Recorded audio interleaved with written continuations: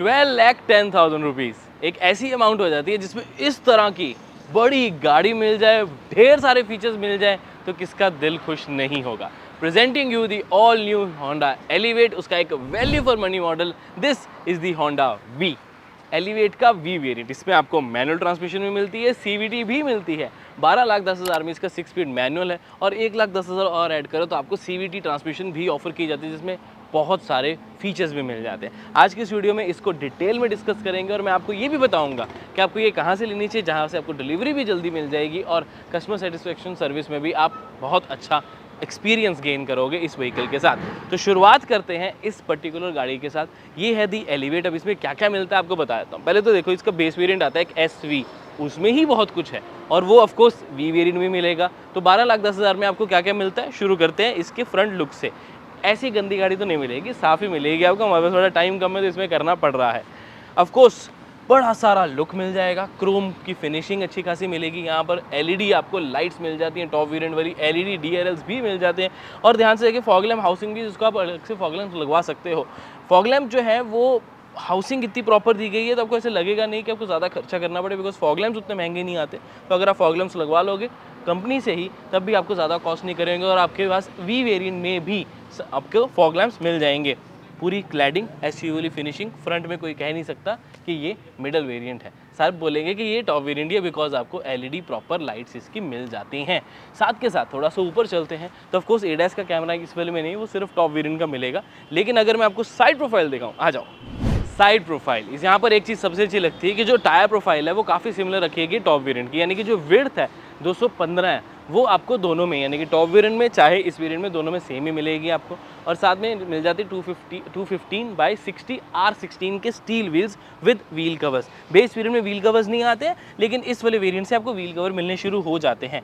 दूर से तो टॉप मॉडल ये लगता है, बट हाँ थोड़ा पास से देखे पता लग जाता है कि हाँ ये स्टील व्हील्स हैं, टॉप वेरिएंट नहीं है। बट इट्स ओके, बिकॉज इस तरह का डिज़ाइन भी ठीक लगता है। और स्टील व्हील्स व्हील कवर वाले जो वैसे मिडल वेरिएंट्स होते हैं उनसे पैसा बहुत बच जाता है आपका।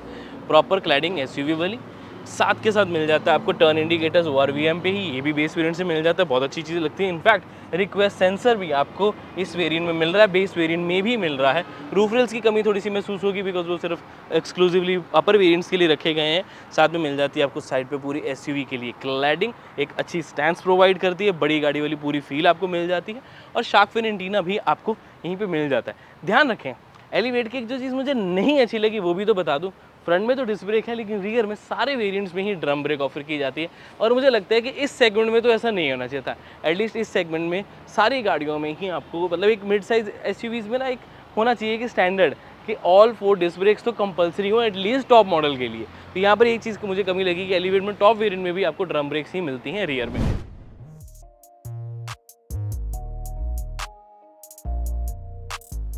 रियर प्रोफाइल सबसे अच्छी चीज़ है कि काफ़ी हद तक आपको टॉप वेरिएंट वाली मिल जाती है। बस एक रियर वाइपर की कमी महसूस होगी। डिफॉगर्स हैं, हाई स्टॉप लैम्प भी है, शार्क फिन एंटीना में दिखा दिया, अच्छा लगता है। LED आपको टेल लैम्प्स मिल जाते हैं, लेकिन ध्यान रखिए कि बल्ब और जो रिवर्स लाइट है वो हैलोजन नहीं मिलेगी, लेकिन टॉप में भी वो सेम ही है। नीचे एलिवेट की ऑफकोर्स बैजिंग, IV टेक की badging, because again this is the petrol one, diesel तो आती ही नहीं है। प्रॉपर आपको मिल जाते हैं सेंसर्स इसके पीछे रिफ्लेक्टर्स के साथ, और बड़ी स्किड प्लेट जो कि इसको SUV वाली लुक भी प्रोवाइड कर रही है। और SV वेरिएंट से बढ़कर जो V वेरिएंट में मिलता है वो आ जाता है इसका कैमरा। तो ये आपको हेल्प करता है, ये मल्टी एंगुलर कैमरा मिल जाता है जिसमें वाइड भी है और क्लोज भी है। 458 लीटर्स की मैसिव बूट स्पेस और पार्सल ट्रे दोनों ही आपको ऑफर की जाती है। अब स्पेस इसमें अच्छी लगती है मुझे, इस सेगमेंट की ऑलमोस्ट सबसे ज़्यादा स्पेस है। इनफैक्ट लेग रूम भी सबसे ज़्यादा मिल जाता है आपको इस सेगमेंट का।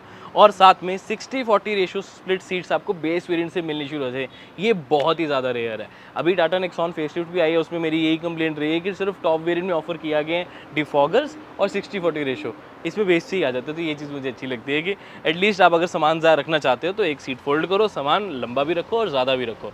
और मैसिव बूट स्पेस तो मिल ही रही है आपको, तो ट्रिप्स का सामान जो है वो काफ़ी ज़्यादा हद तक रख पाओगे। होंडा एलिवेट जैसी प्रीमियम गाड़ी को चाहिए प्रीमियम कार परफ्यूम्स, तो मेरे पास है इन्वॉल्व 1 का स्पार्क। ये एक ऐसा कार परफ्यूम है जो कि प्रीमियम तो है ही, अफोर्डेबल भी है, और फ्रेग्रेंस इज जस्ट अमेजिंग, पूरी गाड़ी में फैल जाती है। और हर कोई आपसे पूछेगा कि ये कौन सा कार परफ्यूम है, तो याद रखना इन्वॉल्व 1। डिस्क्रिप्शन में लिंक मिल जाएगा, परचेज कर लीजिए। मेड इन इंडिया, लीक भी नहीं होता, और 10% डिस्काउंट चाहिए तो कार गाइड कूपन कोड लगाना ना भूलें।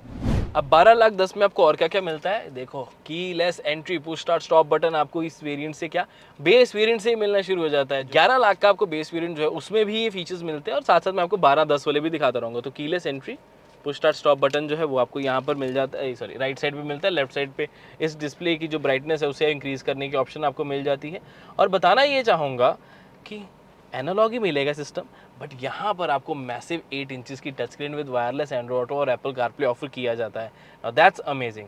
एस वी वेरिएंट से बढ़कर जो मिल रहा है वो आपको वी वेरिएंट में ये मिल रहा है। साथ में 4 स्पीकर सिस्टम मिल जाता है, गन मेटल फिनिशिंग मिल जाती है इस वेरिएंट में यानी कि वी वेरिएंट में। और साथ में ये जो ट्राई टोन सा डैशबोर्ड है, प्रीमियम फैब्रिक सीट्स हैं, ये भी आपको बेस वेरिएंट में मिलने लग जाती हैं। इतना ही नहीं, स्टीयरिंग माउंटेड कंट्रोल्स आपको यहाँ ऑफर किए जाते हैं, wiper controls on the left side, headlight controls on the right side, manual IRVM, halogen lights और साथ के साथ अगर इधर देखेंगे तो सनशेड, इस तरफ देखेंगे तो वैनिटी मिरर, लेकिन इस वेरिएंट से बेस वेरिएंट में यहाँ वैनिटी मिरर नहीं है, ध्यान जरूर रख लें, बट इतना ज़्यादा फर्क पड़ता नहीं बिकॉज बेस है भी बड़ा कमाल का। USB वेरिएंट्स, जो USB पोर्ट्स आपको इस वेरिएंट यानी कि वी वेरिएंट से मिलने शुरू होते हैं। और ये ग्लॉसी पियानो ब्लैक की फिनिशिंग भी बहुत बढ़िया लग रही है। कप होल्डर्स अच्छे खासे मिल जाते हैं और यहाँ पर भी फ़ोन रखने की स्टोरेज प्रॉपर मिल जाएगी। कप होल्ड जो आपको ग्लव बॉक्स है वो डिसेंट साइज़ का मिलेगा, हाँ थोड़ा सा और बड़ा होता है अच्छा लगता है बट इट्स ओके। और अगर हम फीचर्स की कंफर्ट की बात करें, लेदर ऐप स्टीयरिंग फील जो है वो थोड़ा सा आपको मिस आउट यहाँ पर लगेगा, बट जो सीट्स की क्वालिटी और डिज़ाइन है, इवन जो सारा ये tri tone beige colour input किया गया अलग अलग जगह पे, वो काफ़ी ज़्यादा अच्छा लग रहा है। और फीचर्स की बात करें तो आपको आर्मरेस्ट भी मिल जाती है, वो भी बहुत अच्छी क्वालिटी की और प्रॉपर ओपन भी होती है, स्टोरेज स्पेस भी आपको यहाँ पर मिल जाएगी। हालांकि ये स्लाइडिंग नहीं है, इस चीज़ का ध्यान ज़रूर रखें, लेकिन जो चीज़ एडजस्टेबल है वो है आपकी ड्राइवर सीट। ड्राइवर सीट आप बेस वेरिएंट से ही एडजस्ट करना शुरू कर सकते हो, यानी कि बेस वेरिएंट भी लोगे तब भी आप ड्राइवर की हाइट एडजस्टमेंट रख सकते हो। स्लाइड और रिक्लाइन तो ऑब्वियसली आपको मिल ही रहा है। ओके, बात करें इसके CVT वेरिएंट की, अगर आप 1,10,000 और देते हो तो एक तो आपको ऑटोमेटिक ट्रांसमिशन मिल जाएगी जो रिलायबल पूरी रहती है और किस तरह की इसमें प्रॉब्लम नहीं आती, और अगर आ भी जाए तो ज़्यादा खर्चा नहीं मांगती। रबर बैंड इफेक्ट थोड़ा सा ज़रूर रहता है, पावर की कमी उसमें महसूस हो जाती है, स्पेशली अगर आप हिल्स पे होते हो, बट ड्राइव उसकी ठीक रहती है। अगर आप ड्राइव रिव्यूज़ माइलेज देखना चाहते हो तो हमने उदयपुर में जब इस गाड़ी को चलाया था तब आपकी प्रॉपर डिटेल वीडियोज़ बनाई थी, डिस्क्रिप्शन में लिंक मिल जाएगा, चेकआउट करना ना भूलें। अगर हम CVT वेरिएंट लेते हैं तब आपको पैडल शिफ्टर्स यहाँ पर मिल जाते हैं और यहाँ पर एक स्क्रीन पे वो गियर जो है, पोजीशन जो है गियर की, वो भी लिखी आती है। तो ये दो चीज़ों का फ़र्क पड़ता है अगर आप CVT वेरिएंट लेते हो तो। अब ये जो चीज़ें हैं, CVT वेरिएंट मैं तभी सजेस्ट करूँगा अगर आपकी जेन्युइनली आपको ऑटोमेटिक की नीड है, बिकॉज 1,10,000 एक्स्ट्रा देना मैं तो अवॉइड करता होता हूँ और मैनुअल में जो ड्राइव करने का मज़ा है वो अलग ही आता है।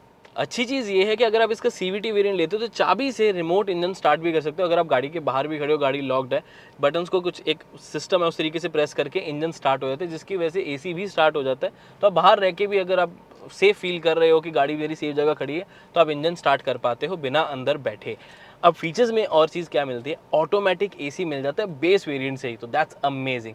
लेकिन अगर इस वी वेरिएंट की स्पेसिफिकली बात करूं, बिकॉज इसमें स्क्रीन आ जाती है, तो आपको कनेक्टेड फीचर्स होंडा के मिल जाते हैं, फ़ोन से भी आप इसको पूरा कंट्रोल कर सकते हो। कंप्लीट टेलीमेटिक्स कंट्रोल इसी वेरिएंट से शुरू हो जाते हैं, that's again a very good thing, because जो लोग थोड़ा मिडल वेरिएंट भी ले रहे हैं वो भी आज के जो दौर के एडवांस फीचर्स चल रहे हैं जैसे कि कनेक्टेड, वो प्रॉपर एंजॉय कर पाएंगे।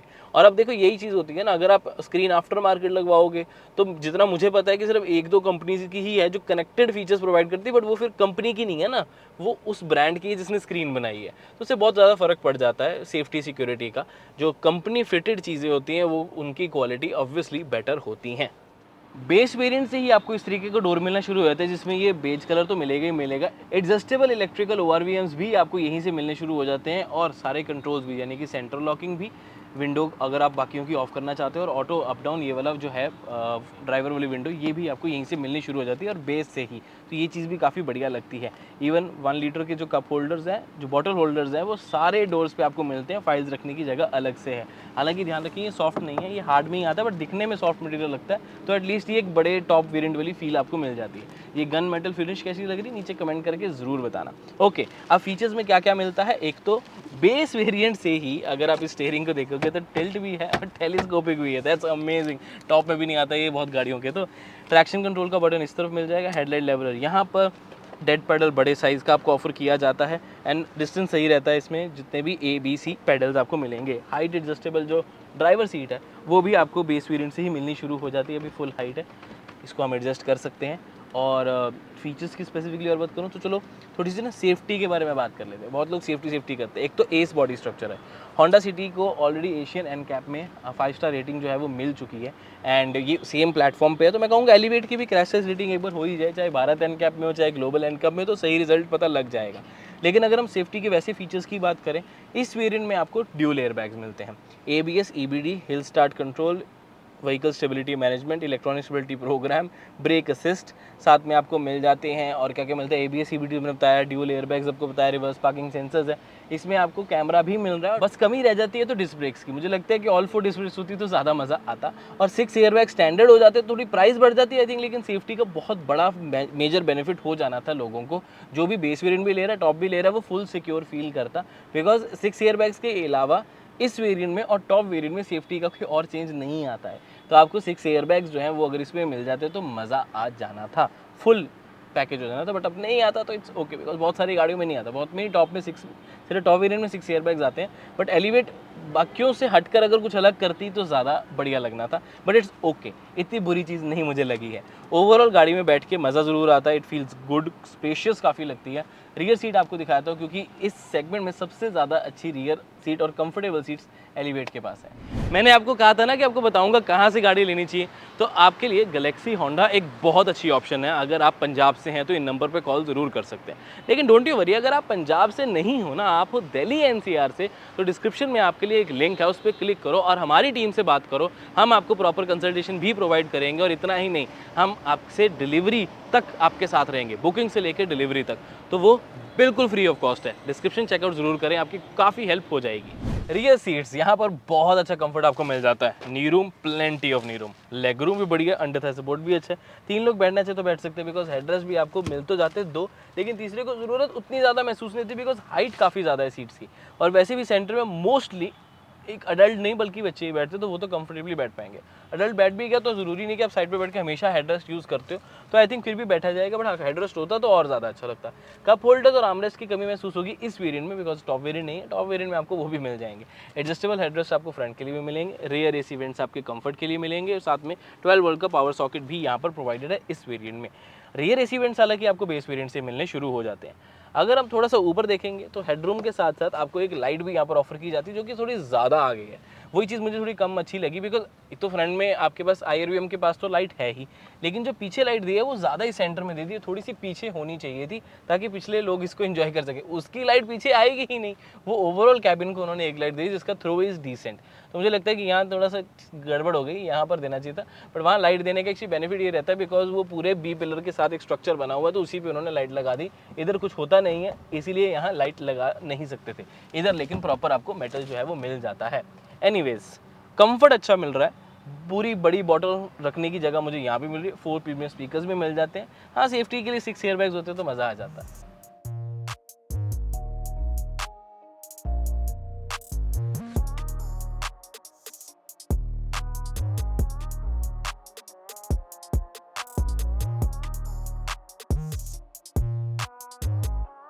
अब एलिवेट की कुछ हाइलाइट्स के बारे में बात करते हैं। 1.5 लीटर का नेचुरल एस्पिरेटेड इंजन मिल जाता है, 121 bhp, 145 न्यूटन मीटर्स का torque, tried and tested engine है, रिलायबल पूरा है, एनवीएस लेवल्स में बढ़िया रहता है। लेकिन जब ज़्यादा पावर चाहिए होती है ना, तब इसकी थोड़ी सी नॉइस निकलनी शुरू हो जाती है, स्पेशली हिल्स पे।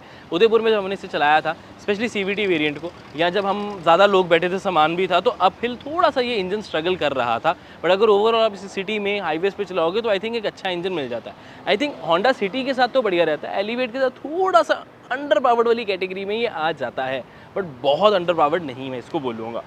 बट थोड़ी सी कमी लगती है कि एक टर्बो इंजन हो जाता, हाइब्रिड इंजन होता तो काफ़ी अच्छा लगना था। बट हाइब्रिड होता है या टर्बो होता है, उससे प्राइस काफ़ी ज़्यादा बढ़ जानी थी। अभी की स्पेसिफिकली बात करें तो 11 लाख से 16 लाख की कमाल की प्राइसिंग आई है। वो इसलिए नहीं कि बाकी सेगमेंट में जो कितनी गाड़ियाँ वो 20-21 लाख तक जाती हैं, इसलिए बिकॉज हर कोई टॉप वेरिएंट नहीं लेता। तो जिनको मिडिल वेरिएंट्स, कम फीचर्स वाली गाड़ी चाहिए लेकिन एक रिलायबल इंजन चाहिए, होंडा जैसा नाम चाहिए, एक बड़ी गाड़ी चाहिए, तो उनके लिए ये प्राइसिंग बिल्कुल सही रहती है। एटलीस्ट 2023 में तो, जहाँ कर हर गाड़ी महंगी है। इस साल में 2 ही गाड़ियाँ सही वैल्यू फॉर मनी वेरिएंट्स के साथ लॉन्च हुई है मेरे ख्याल से, एक होंडा एलिवेट और एक Hyundai की एक्स्टर। ओके, अब एलिवेट में और चीज़ें मैं आपको बता दूं। कि SV वेरिएंट जो है वो मुझे बहुत अच्छा लगता है। मुझे लगता है अगर आपको उसकी अवेलेबिलिटी जल्दी मिलती है तो आपको परचेज़ डेफिनेटली कर लेना चाहिए। लेकिन अगर वो नहीं हो रहा, थोड़ा सा स्क्रीन वगैरह के आपके बारे में सोच रहे हो, तो इस वेरिएंट पे जा सकते हो। और अगर ऑटोमेटिक ले रहे हो फिर तो VCVT इज़ अमेजिंग। लेकिन मेरी माने तो बेस लो या सीधा top low, that would be the best thing. उससे बढ़िया और कुछ हो ही नहीं सकता। बजट नहीं अलाउ करता, बेस ले लो, बजट अलाउ करता है, टॉप ले लो। 16 लाख में अगर आप ऑटोमेटिक भी लेते हो या 14.89 14.90 कह लो लाख में मैनुअल भी लेते हो, तो एक बहुत अच्छी ऑप्शन आपके लिए मिल जाती है। और मैनुअल में आपको ADAS फीचर्स भी मिल जाते हैं, तो सेफ्टी काफ़ी ज़्यादा इन्हांस हो जाती है। So this was the Honda elevate. उम्मीद है वीडियो आपको अच्छी लगी होगी। इस वेरिएंट की वीडियो तो आपने देख ली, लेकिन बाकी वेरिएंट्स भी आप देखना चाहते हो तो चैनल पे आपको सारे वेरिएंट्स मिल जाएंगे। इनफैक्ट नेक्सॉन फेसलिफ्ट भी अभी आई है, वो इनके कंपैरिजन सब कुछ देखना चाहते हो तो चैनल पे अवेलेबल है और कुछ अपलोड होते रहेंगे, तो उसके लिए सब्सक्राइब जरूर कर ले। और फेसबुक पे देख रहे हैं तो फॉलो करना ना भूलें। मैं मिलता हूँ आपसे अगली वीडियो में। Until then drive safe, take care, bye bye.